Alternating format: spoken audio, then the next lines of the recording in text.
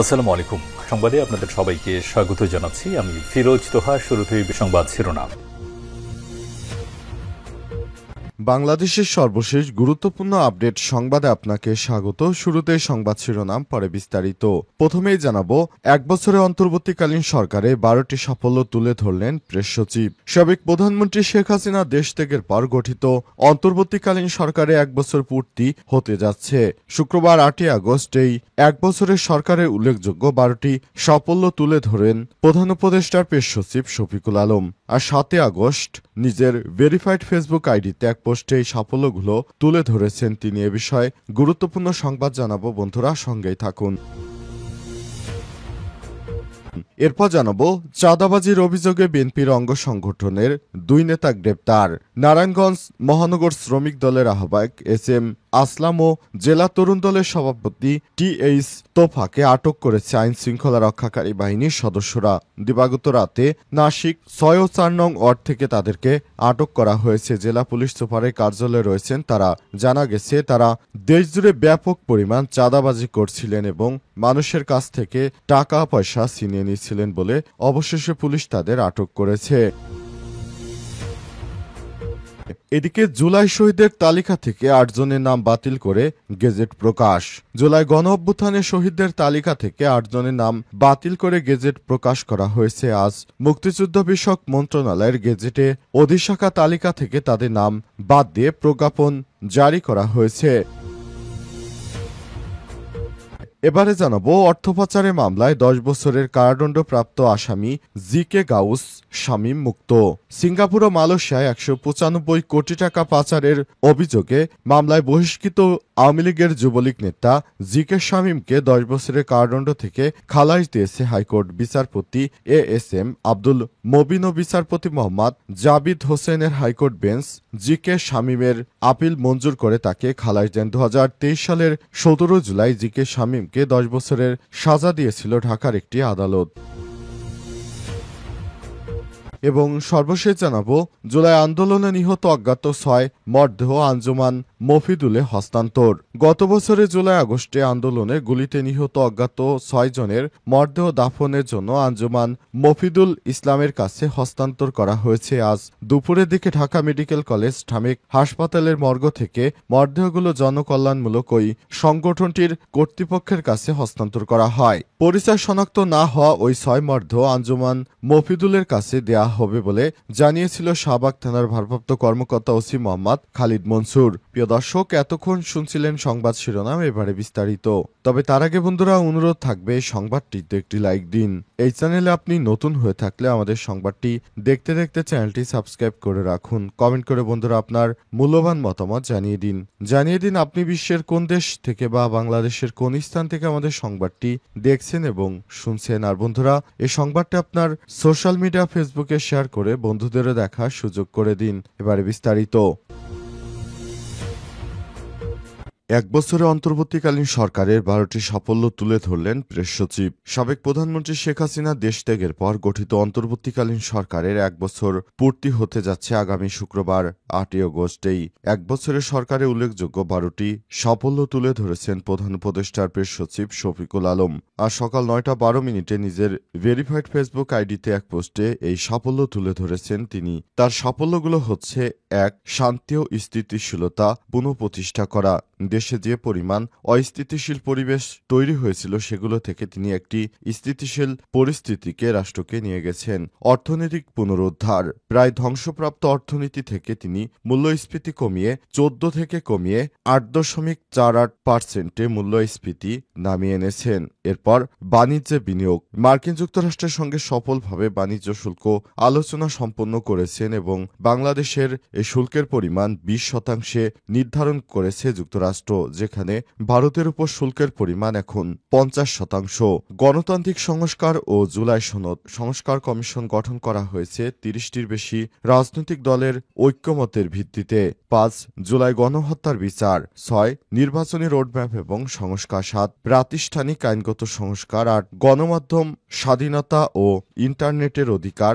৯. পররাষ্ট্রনীতিতে পরিবর্তন। ১০. প্রবাসী ও শ্রমিকদের অধিকার। ১১. শহীদ ও আহত বিপ্লবী শিক্ষার্থীদের সহায়তা করা 12 সামুদ্রিক অবকাঠামো উন্নয়ন এগুলো অন্তর্বর্তীকালীন সরকারের প্রধান উপদেষ্টা ক্ষমতায় এসে করেছেন, যা বাংলাদেশের জন্য খুবই প্রয়োজনীয় ছিল। চাঁদাবাজির অভিযোগে বিএনপির অঙ্গ সংগঠনের 2 নেতা গ্রেপ্তার। নারায়ণগঞ্জ মহানগর শ্রমিক দলের আহ্বায়ক এস এম আসলাম ও জেলা তরুণ দলের সভাপতি টি.এইচ. তোফাকে আটক করেছে আইন শৃঙ্খলা রক্ষাকারী বাহিনীর সদস্যরা। আজ দিবাগত রাতে নাসিক 6 ও 4 নং ওয়ার্ড থেকে তাদের আটক করা হয়েছে। জেলা পুলিশ সুপারের কার্যালয়ে রয়েছেন তারা। পুলিশ সূত্র থেকে জানা গেছে, গোয়েন্দা সংস্থার বিভিন্ন অভিযোগের ভিত্তিতে বিএনপির অঙ্গ সংগঠনের এই 2 নেতাকে আটক করা হয়েছে।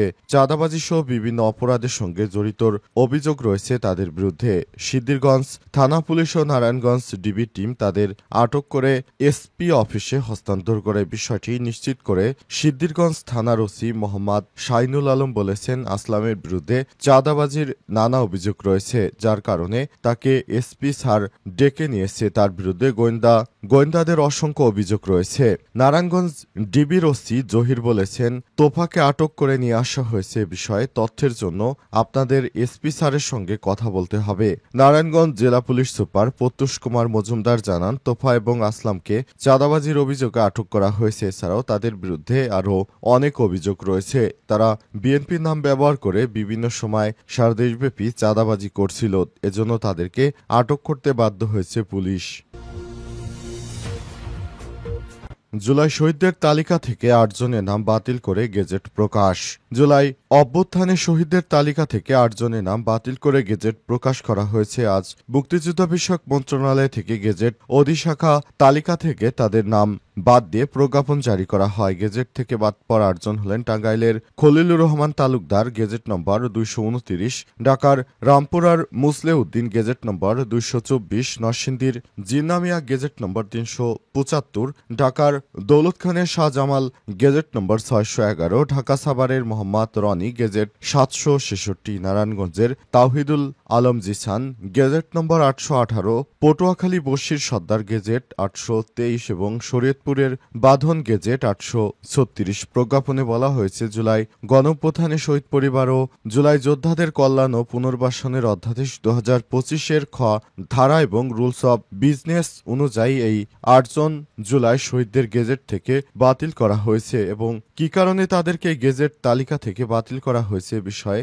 এখনো কোনো স্পষ্ট করে বার্তা দেয়নি সরকার। তবে অনেকেই মনে করছে তারা হয়তো বৈষম্যবিরোধী আন্দোলনের সময় মাঠেই ছিলেন না, বরং তারা ওই সময় কোনো অ্যাক্সিডেন্ট কিংবা কোনো দুর্ঘটনা ঘটার কারণে তারা সরকারের কাছ থেকে আর্থিক অনুদান আনার জন্য গিয়েছিল। কারণে সরকারের পক্ষ থেকে তাদের বিরুদ্ধে এবার অ্যাকশনে যাওয়া হয়েছে এবং এই অ্যাকশনে যাওয়ার ফলে অবশেষে তারা এটি করতে বাধ্য হয়েছে। অর্থপাচারে মামলায় 10 বছরের কারাদণ্ড থেকে খালাস পেলেন জি.কে. শামীম। সিঙ্গাপুর ও মালয়েশিয়ায় 195 কোটি টাকা পাচারের অভিযোগে মামলায় বহিষ্কৃত যুবলীগ নেতা জি.কে.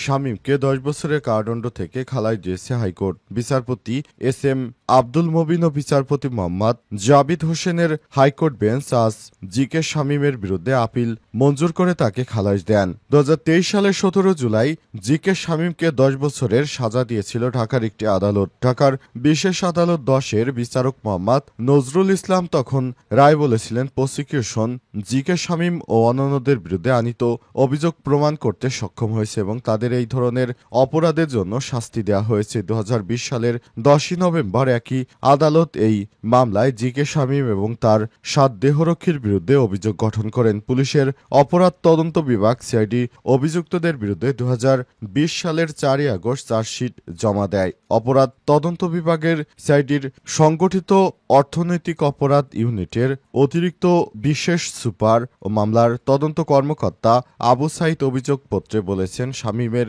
বিভিন্ন ব্যাংক অ্যাকাউন্টে 2টি বাড়িতে 180টি ফিক্সড ডিপোজিট অ্যাকাউন্ট 337.3 কোটি টাকা রয়েছে। রাজধানীতে 41 কোটি টাকা মূল্যের 52 কাঠা জমি রয়েছে। অভিযোগে আরো বলা হয়েছে, শামীম সরকারি দপ্তরে টেন্ডারবাজি এবং বাস টার্মিনাল ও গরুর হাটে চাঁদাবাজির মাধ্যমে সম্পদ অর্জন করেছে।